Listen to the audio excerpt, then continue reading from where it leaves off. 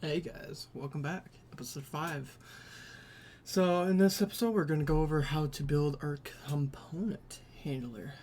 Previously, we went over how to make our command handler, and we also made the command handler where it will seek other folders inside of our command folder, thus meaning we can organize our commands better. So, the component folder is going to be pretty much the same thing. It'll be a little different, but for the most part, it'll be pretty much the same. It's going to look a lot longer because we're doing a lot of switch, case, break, etc. Mostly, the cause and break blocks. But without further ado, let's get started. So to start off, we're going to do the same thing that we did before, but instead of client.commands, it's going to be client.components. But there is, if I can spell right, again, there is going to be a little change. So we have different components. As of right now, we have buttons. So that's going to equal a new collection itself. We also have menus, which, well, believe it or not, new collection itself. Oh, I'm using the wrong. And then we'll use models too for new collection as well. So now we're gonna quick do pretty much copy and paste everything that we have. So it's the same thing up here. I'm not gonna say anything, but that's pretty much what it is. So obviously the only difference is some name changes.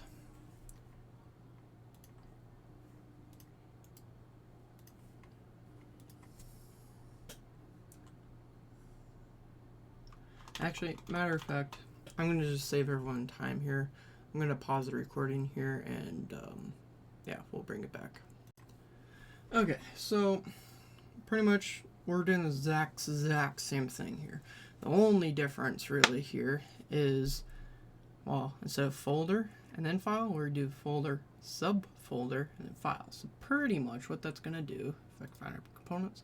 So when we get to it, it would be buttons, and then we'll have another one. I'm just going to name it test. And then that's where our file will be. If you don't like that setup, then feel free to do what we did just up above. The only difference that we've done here is quite literally just change folder names and all that. We got some errors because I'm not done with it yet, so feel free to pause it at this moment and copy it in case you did something wrong.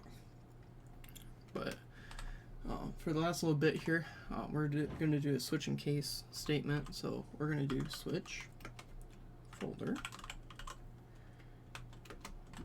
and then for our case, we're going to use our buttons like we did up above.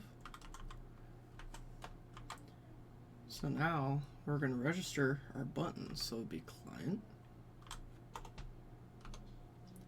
dot components. Do I have components? Yep, right here. And then we're going to use buttons dot set.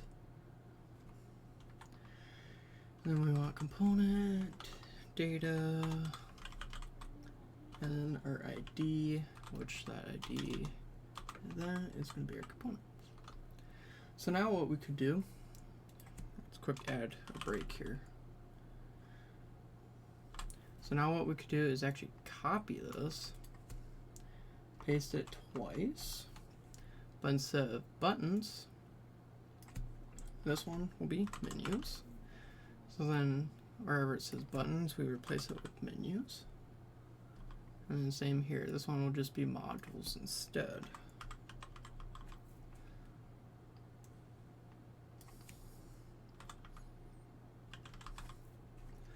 So then after our break here, we're gonna go down here and do else. And then it'll be console log. And then same thing as before. So we're gonna quick come up here, we're gonna copy this, paste that in, like so. And then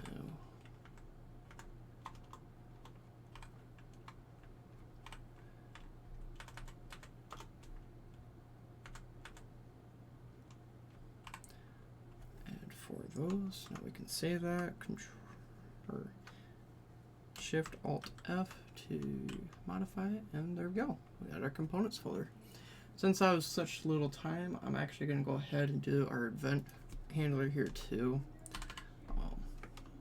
And then that's actually going to wrap up for our bot file for what we need. So we could do handler. Event handler is a little different. So we're going to do const event directories. I'm assuming I spelt that right. Reader sync. And then obviously what we want for that is our events folder. But that's obviously not it. So now we can do a for const.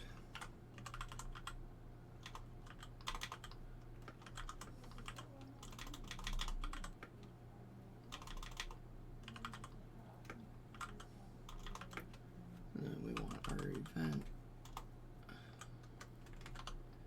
thing up there.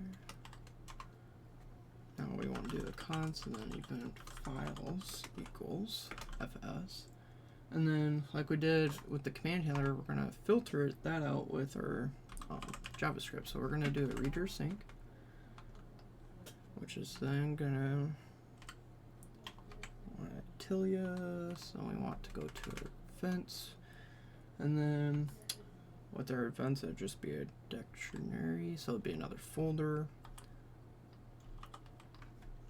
So we're just going to do that. And then obviously we're going to filter that.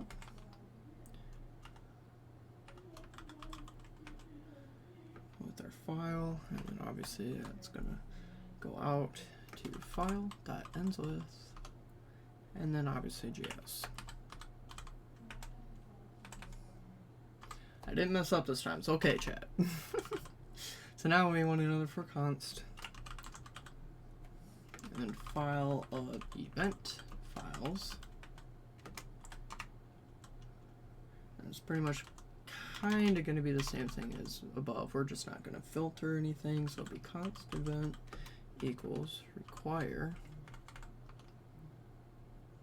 And then we want a Tilius event file folder, sorry, slash, and then our dir, aka directory, and then we want our file.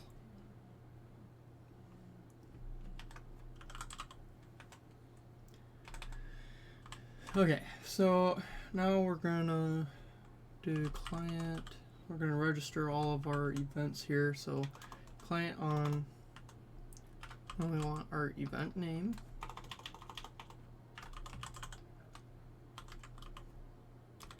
Now we want some arguments. So whatever our argument case may be.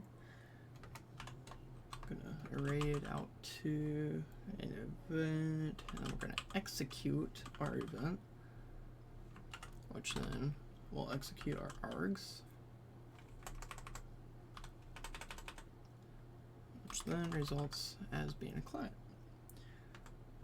So now the last thing we're gonna do is do client log in, just like we did earlier. Token, like so. And then in order, so the next part here, the last part we're doing here, is actually going to make our life so much easier. We're going to actually execute or export this bot.js file as our client. So when we do like commands, events, etc., we can just use some params and be like, hey, we're looking for our bot.js file because that's our client. So in order to do that, we're going to do module.export equal client, like so.